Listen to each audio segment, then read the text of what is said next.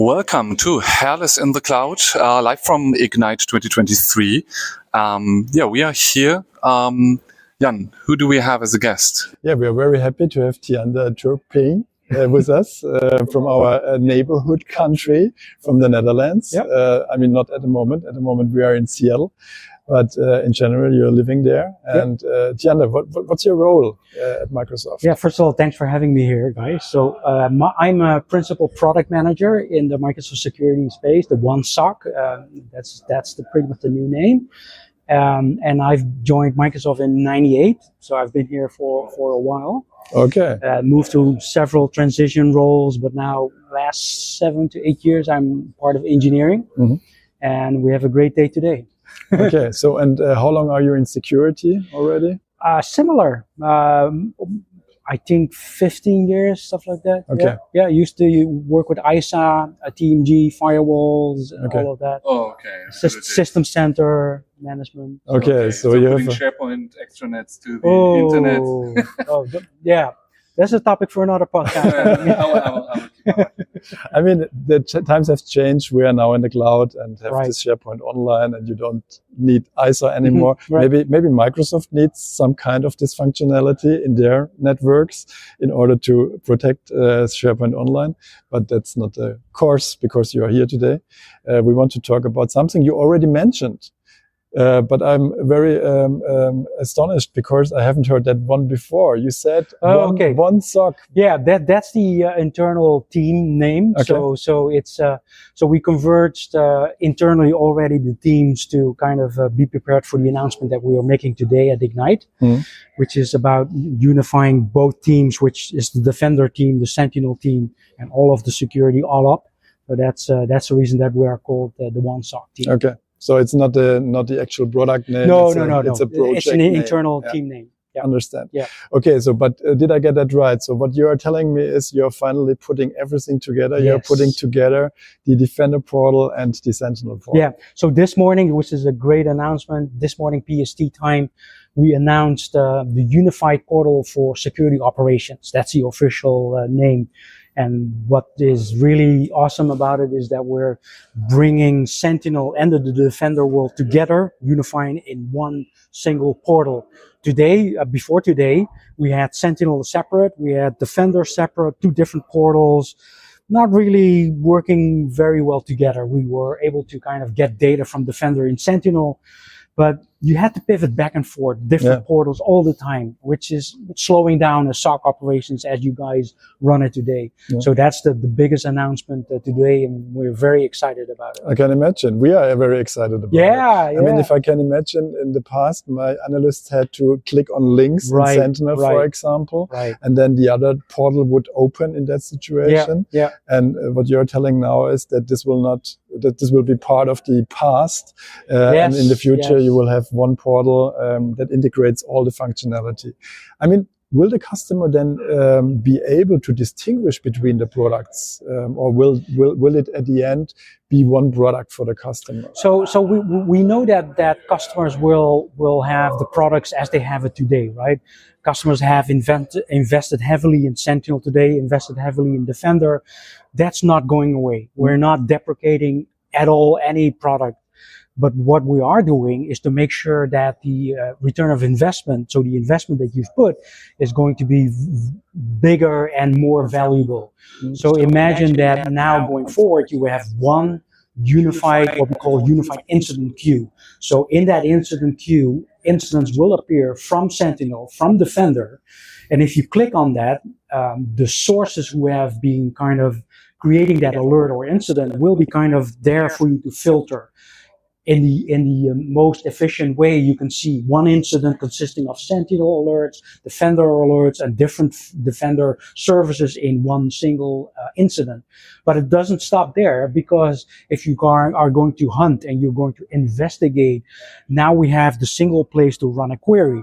In the past, you had to run a KQL query in Sentinel, do the same thing in advanced hunting in Defender, and now you can do that in a single place, which is great, because that also gives an advantage. You no longer have to ingest Defender data in Sentinel because you already have it in there. And not having to ingest it means also saving money, right? Of course, that's the biggest driver of it as well. We got feedback, which is fair feedback. Yeah. We were taking fair feedback and we thought about it, and customers were saying, hey, Microsoft, you're letting us double pay for something that I already have. Why? It's a fair argument. It's totally fair. And we are addressing it today like, hey, you don't have to ingest that anymore. You don't have to pay for it. And it's a fair thing for us to do. Right? Yeah, perfect. So that sounds very good. So is there anything else? I mean, when you said it will be one product, but the customer will be able to choose which parts of it, maybe which modules of it he is using. So can I imagine then that a customer will be able to, for example, at the beginning first purchase Defender, and afterwards he's then purchasing Sentinel, and then he's paying for it, and then a new icon will appear in his portal or something like that? So we will continue to support those scenarios where a customer starts with Sentinel or starts with Defender, totally fine. And then at a certain point, that customer wants to kind of integrate it, and then we give the customer the option in the portal, hey, if you want to connect your Sentinel workspace to Defender, you just click here, and with a couple of clicks of a button, you will be onboarded to the new experience. Okay. And you start pulling stuff in and pulling the Sentinel navigation menu into the Defender portal and give you lots of more kind of features and functionality. Understand. Yeah. So we were looking at the mean time to resolve, mean time to triage, all of that. We were looking at how many clicks someone has to do and tabbing out, switching portals. And we took a great learning from it. And this is the unified portal. Yeah. And I can say that we have been in a private preview for quite a long time with that. Awesome. And did give feedback, feedback here on this, and we are really excited about the product. So we really love it, and looking forward to see that even more developed at a better stage. So before you go on, Jan, I want to take the opportunity to thank you, because you were one of the first customers to start validating and give us a lot of feedback. Bugs reporting, but improvement kind of feedback, which we took and put in the portal, and hope you are going to see it and experience it. So thank you for that. Sorry, I wanted to mention that. Thank you very much. Thank you very much. So what can we expect next? What is coming? What are you planning then in the future? Maybe you can talk a little bit about it. Absolutely. So everyone has seen the announcement on Security Copilot, which is going to be in kind of integrated in this whole kind of experience. Imagine how much time an analyst is using today to kind of run a query. Hey, I've seen this IP. Where does it come from? I've seen this host. Where did I see this before? What's my risk score? Many of those things. And where Security Copilot steps in a human kind of natured language, you can ask, hey, where did you see this entity? Is this domain controller at risk? Stuff like that you're a SOC analyst, or give me a summary of the incident. Give me a story that I can share with other teams or my management. What is this incident about? All of that. Next to that, we're taking the next step on helping customers and also MSSPs like yourself. How can I optimize my environment, but also your customer environment? For example, we are going to look and give you kind of information about, hey, you have data collected, you have data ingested, but you are not using it. You are not querying it, or you don't have detection rules for it. And guess what? We have a solution pack. So we go to the Content Hub, and there you can enable detection rules, which will then take advantage of the data, but also maybe a little bit more advanced. We're seeing security campaigns rising. So we see stuff coming up. And we wanted to give you a heads up and also show you that we already built kind of artifacts on top of that.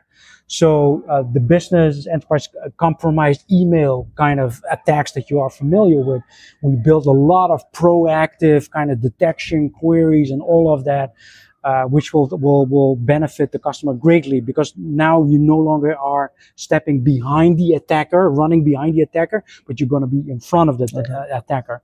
Attack disruption is one other example. If you guys are using SAP, maybe the audience, we are going to provide SAP attack disruption. Okay. So before the attacker is able to do any harmful stuff, impactful stuff, we're going to block that attacker, isolate the attacker, isolate the device, all of that. We have seen this with BAC, with business email compromise already. We have seen it live in our customer tenants, stopping the attacker. But will be very interesting now with SAP to see what that's the next there. level. And we will continue to work on more attack disruption. Yeah. And we call it attack disruption at machine learning or machine speed, right? Which is actually correct, because the SOC analyst can never be as fast as what we do with the attack disruption. Actually, we will talk to Kim Kischel tomorrow. Right. So she's in the field, so we will see what she has to say. Yeah.